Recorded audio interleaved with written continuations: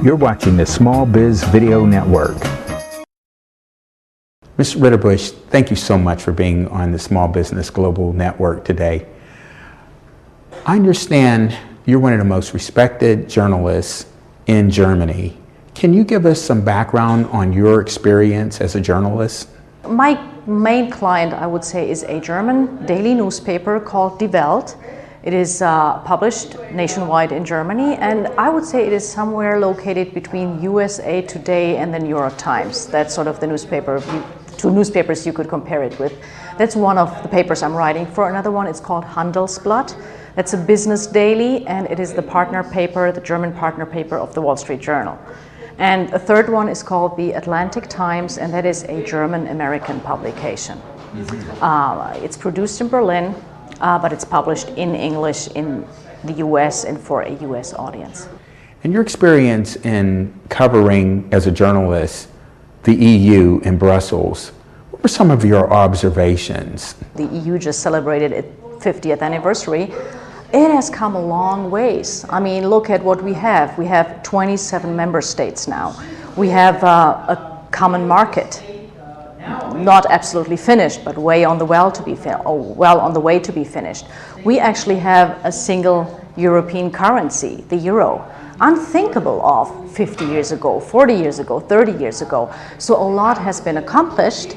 On the other hand, now being an alliance of 27 member states, there are certain problems because it might be a very powerful group of countries together, but they all have different opinions, different views, different political approaches, which makes it charming, which gives the EU a certain very unique energy it has, but it also makes it difficult to find one common voice. And that's, today I would say, Europe's biggest problem. It speaks with too many voices on too many important issues, both political and economic.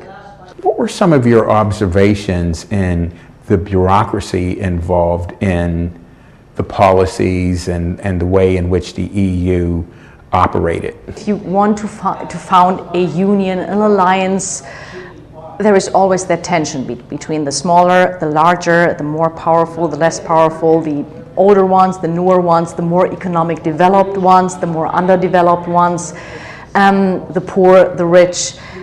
One latest issue, or one good example for the, I would even say, clash between small countries, big countries, old EU member states, new EU member states, the southern EU states, the northern EU states. So there are all kinds of little differences and divisions, is the EU constitutional treaty that I think you heard about in America as well, which was a big issue for the EU. And basically it was meant to make the decision procedure even, to give the smaller countries, since it is an alliance of member states that are supposed to be equal, at least in their decision procedure, more power. But countries like Luxembourg, like Malta,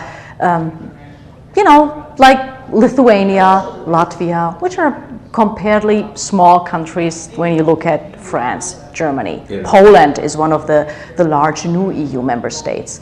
And that is not a surprise that, especially between these countries, there is a lot of tension and a lot of discussion going on. What are some of the challenges facing the EU in their relationship with the United States? What Washington fears, that the EU might become, another second superpower, and I don't think that that is in the EU's best interest, and never has been. On an everyday level, a US citizen traveling to Europe, going from Spain to France to Germany to Austria, never having to change money at the border, just going and pay with the euro. It's a very convenient thing for Americans visiting Europe, as it is for Europeans themselves. It's convenient for me when I travel from Germany to France to Belgium, that I don't have to change money. But for the economic leadership, I don't think they're so happy with how the euro does right now, because it has been outperforming the dollar. Financial trade has become much easier too, so there is not only disadvantages for the US side. There's a lot of advantages too.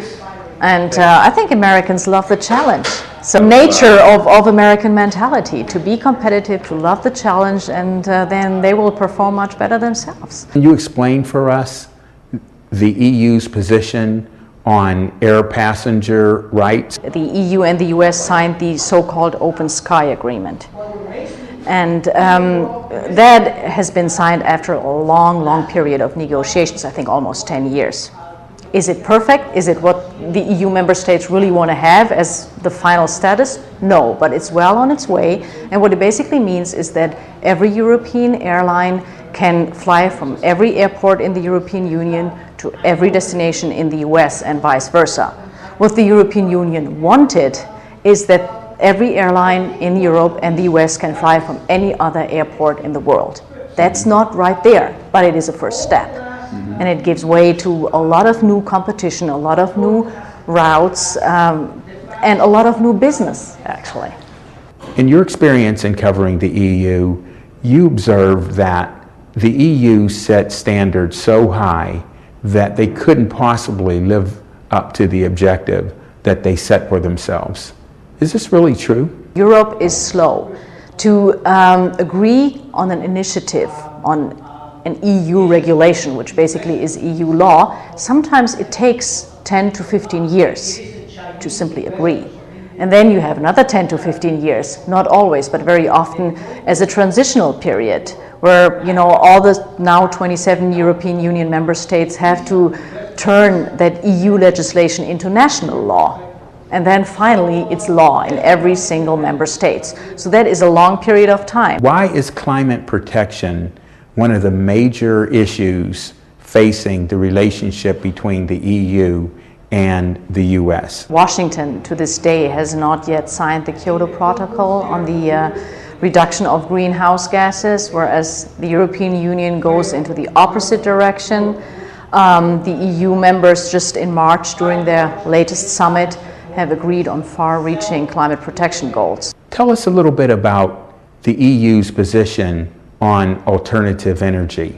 Actually, they said they would like to reduce CO2 emissions by 20% by the year of 2020. Is that realistic? No. But you see where it's going. The goal is a very different one, whereas the US, for a very different reason, and the economy, the business is actually a driving force, are very reluctant to sign that protocol. Not to take measures to help protect the climate and help to reduce those emissions, but they're very reluctant signing these type of commitments. On the other hand, hybrid cars, for example, you would think they're more successful in Europe than in the US, and that's not the case. Actually, Europe has produced about 32,000 hybrid cars in 2005. That's the latest number available. The US have produced 520,000. That is both 2005 numbers. So, there is a lot happening, and the driving force is the business interest, because that is alternative energy, nuclear energy. That debate will be back on the negotiating table, both in Europe and in the US. And that is just a huge emerging market where both sides want to be part of. Explain civil rights and what you mean by the challenge facing the policies surrounding civil rights. Right now, for example, the US Border Control is entitled to receive 34 different types of information on every single passenger who is on board a flight to the United States. And these are information ranging from number of baggages checked, certain eating habits, medical records, to confidential credit card information. And this is something the European Union just does not agree on, because they have very strict rights to protect the privacy of their citizens. So the basic dividing line is, what is more important, the protection of the individual civil rights or the protection against a potential terrorist threat?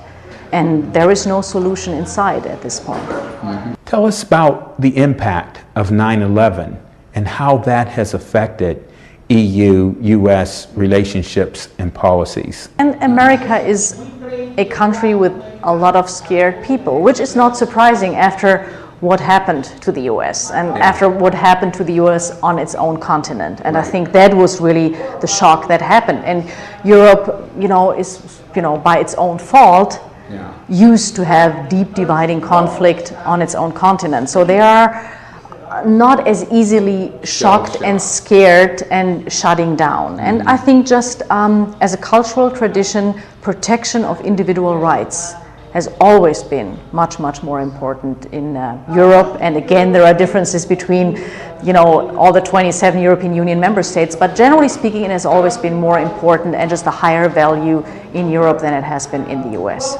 In your view, how does the EU and the US plan to meet the challenge of Asia competing with them? The United States and Europe have to be aware of what's coming, and I think they are. And as a result, that might bring the EU and the US actually closer together in, for example, pooling their research and development efforts, where India is very strong, for example. And to bring down certain regulations and non-tariff barriers, and tariff barriers actually too, that is handled by the WTO, because they cannot afford to have this vast variety of obstacles and regulations of different types there that just distorts trade and competition. And if they want to be strong and if they want to meet that challenge and that competition, they have to work together. And they have to work together to be a challenged, strong economy. And I think that process right now is going on, that they realize that there is actually two very strong competitors from outside, and they better pool their intelligence, their effort, and their expertise. I just want to thank you, Ms. Ridderbusch, for taking the time to join us today on our show, and really look forward to having you on again so that we can talk about the emergence of the EU as a powerful force in the economic global environment. Thank you very much.